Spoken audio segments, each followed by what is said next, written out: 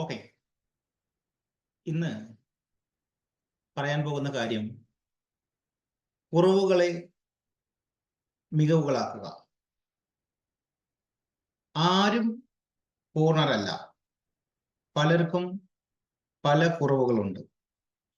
മാനസികമായ പല കുറവുകളുണ്ട്, ശാരീരികമായ കുറവുകളുണ്ട്, ആരോഗ്യപരമായ കുറവുകളുണ്ട്, അങ്ങനെ പല കുറവുകളും അല്ലെ. അപ്പോ ഞാൻ പറയുന്നത്, നമ്മുടെ കുറവുകളെ നമ്മൾ വകവയ്ക്കാൻ പാടില്ല. ആ കുറവുകളെ മറികടന്ന് മുന്നോട്ട് പോകണം. രണ്ട് ഉദാഹരണങ്ങൾ പറയാം.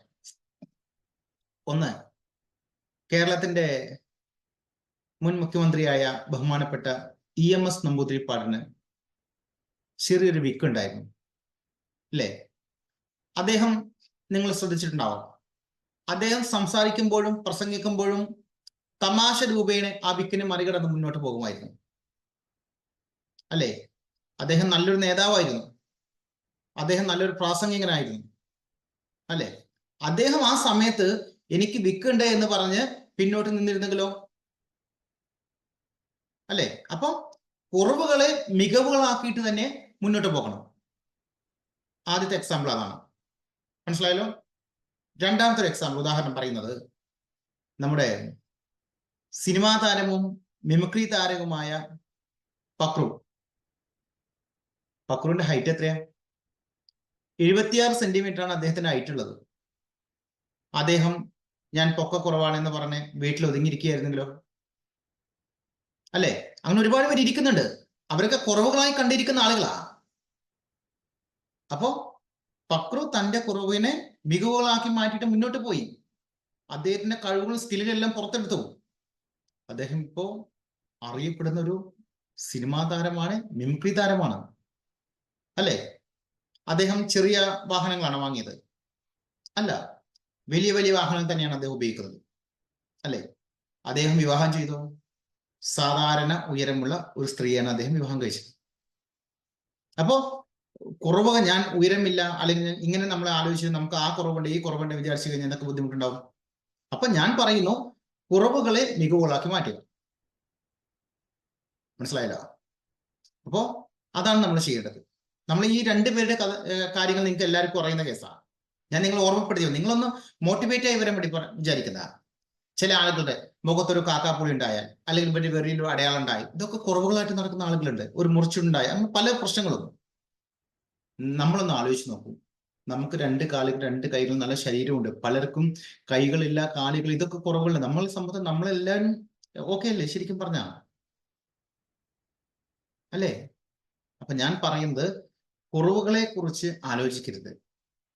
പണ്ട് ഒരുപാട് പേര്, ഇപ്പോ വലിയ വലിയ IAS-കാരും IPS-കാരും അല്ലെങ്കിൽ രാഷ്ട്രീയക്കാരും, അങ്ങനെ ഒരുപാട് വലിയ വലിയ ബിസിനസ്സുകാരൊക്കെ പണ്ട് ചെറുപ്പത്തിൽ അവർക്ക് പഠിക്കാൻ പോലും ബുദ്ധിമുട്ടായിരുന്നു.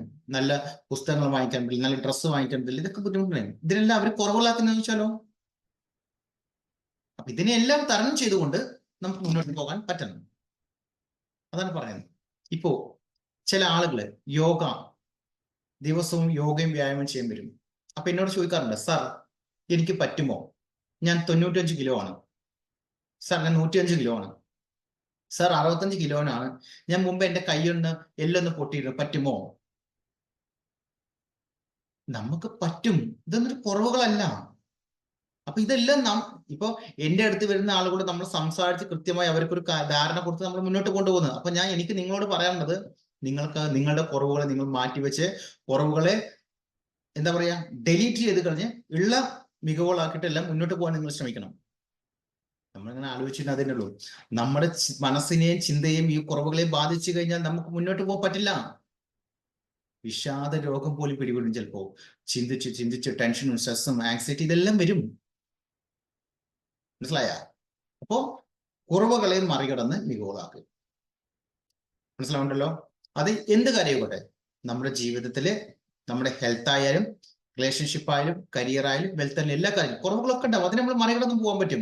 അയ്യോ എനിക്ക് പറ്റുമോ, അയ്യോ എനിക്ക് സാധിക്കുമോ, എനിക്ക് സാമ്പത്തികം കുറവാണ്, എനിക്ക് വീടില്ല, അല്ലെങ്കിൽ കാറില്ല, ബൈക്കില്ല, ഇതൊന്നും പറയേണ്ട കാര്യം. ഇതൊക്കെ നമുക്ക് തരണം ചെയ്ത് പോകാൻ പറ്റും. മനസ്സിലാവുണ്ടല്ലോ. ഇപ്പൊ ഞാൻ പണ്ടത്തെ ഓരോ കുറവുകൾ ഇപ്പോ നിങ്ങൾ ശ്രദ്ധിച്ചിട്ടുണ്ടാവും. ഇപ്പോ നമ്മുടെ തലയിൽ ഒരു കഷണ്ടിയായ ഒരു വ്യക്തി വിചാരിക്കാം, അപ്പൊ മുടി വെക്കാൻ പറ്റും, കൃത്രിമമായി മുടി വെക്കാൻ പറ്റും. പല്ലില്ലാത്ത ആളുകൾക്ക് കൃത്രിമ പല്ലുകൾ വെക്കാൻ പറ്റും, ഇല്ലേ? അങ്ങനെ ഓരോ കാര്യങ്ങളും കാലത്തിനനുസരിച്ച് മാറ്റം വന്നുകൊണ്ടിരിക്കുക. അപ്പോൾ നമ്മളെല്ലാവരും നല്ല എനർജിയോടെ മുന്നോട്ട് പോവുക.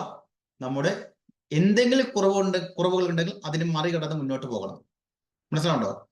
നമ്മുടെ ആഗ്രഹങ്ങളിലേക്കും സ്വപ്നങ്ങളിലേക്കും ലക്ഷ്യങ്ങളിലേക്കും എത്തണമെങ്കിൽ നമ്മൾ ആലോചിച്ച് ചിന്തിച്ച്, അയ്യോ എനിക്കിത് പറ്റില്ല, അയ്യോ എനിക്ക് അതില്ലല്ലോ, എനിക്കിതില്ലോ, ഇതൊന്നും ചിന്തിക്കരുത്. നേരെ മുന്നോട്ട് പോകണം.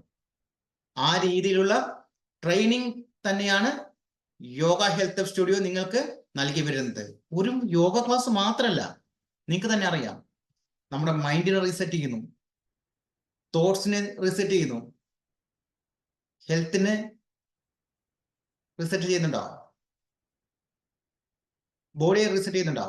പക്ഷെ ഇതിനെല്ലാം കണക്ട് ചെയ്തുകൊണ്ടുള്ള ട്രെയിനിങ് ആണ്. പക്ഷെ മനസ്സിനെയും ചിന്തയെയും റീസെറ്റ് ചെയ്യുന്നു, റീസ്റ്റാർട്ട് ചെയ്തിട്ടാണ് ഞാൻ ക്ലാസ് പോകുന്നത്, അല്ലേ? യെസ്, എല്ലാ കാര്യങ്ങളും ഉൾപ്പെടുത്തിക്കൊണ്ടാണ് പോകുന്നത്. ഏതൊരു വ്യക്തിക്കും ചെയ്യാൻ പറ്റുന്ന രീതിയിലാണ് പോകുന്നത്. 12 വയസ്സ് മുതൽ മുകൾക്ക് എല്ലാവരും നമ്മൾ എടുക്കുന്നുണ്ട്. എല്ലാവരുടെയും മാനസിക, ചിന്ത, ശാരീരിക ആരോഗ്യ പ്രശ്നങ്ങൾ ഞാൻ കേൾക്കാറുണ്ട്. കൃത്യമായ സൊല്യൂഷൻ ഞാൻ കൊടുക്കാറുണ്ട്. ഇത് ചെയ്തുകൊണ്ടിരിക്കുന്ന ആരെങ്കിലും അങ്ങനെ പറയട്ടെ. അതാണ് എന്റെ ധൈര്യം. ഒരു വഴി, അവർ മാനസികമായ, ചിന്താപരമായ, ശരീരം എന്തെങ്കിലും ബുദ്ധിമുട്ടുണ്ടെങ്കിൽ അതിന് കൃത്യമായ വഴി ഞാൻ പറഞ്ഞു കൊടുക്കാറുണ്ട്. അതുതന്നെ നമ്മുടെ സക്സസ്. അതാണ് ഇത്ര ധൈര്യത്തിൽ ഞാൻ വീഡിയോ ചെയ്യുന്നത്. മനസ്സിലാവുണ്ടോ? അപ്പോൾ കുറവുകളെ മികവുകളാക്കി മുന്നോട്ട് പോകാം. ഓക്കെ, പിന്നെ എന്തെങ്കിലും സംശയങ്ങൾ നിങ്ങൾക്ക് എന്റെ വാട്സാപ്പിൽ മെസ്സേജ് അയക്കാം, ചോദിക്കാം, സംസാരിക്കാം. Okay, thank you.